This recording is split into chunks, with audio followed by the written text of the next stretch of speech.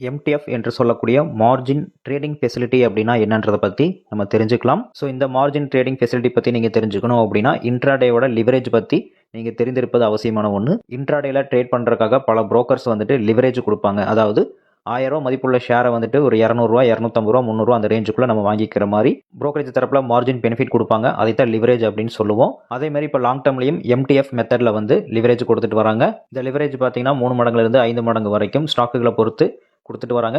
என்எஸ்சியில் இருக்கக்கூடிய எல்லா ஸ்டாக்குகளுக்கும் இது அப்ளை ஆகாது, சில ஸ்டாக்குகளுக்கு மட்டும் அப்ளை ஆகும். உதாரணத்துக்கு நீங்கள் லாங் டேர்மில் 1000 ரூபா மதிப்புள்ள ஸ்டாக் வந்து ஒரு 3 வாங்குறீங்க அப்படின்னா 3000 ரூபா வேல்யூ ஆகும்.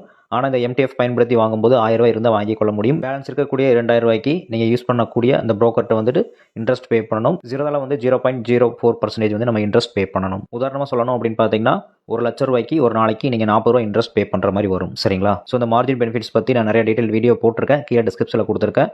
தேவைப்படுறவங்க அதை பார்த்து தெரிந்து கொள்ளலாம்.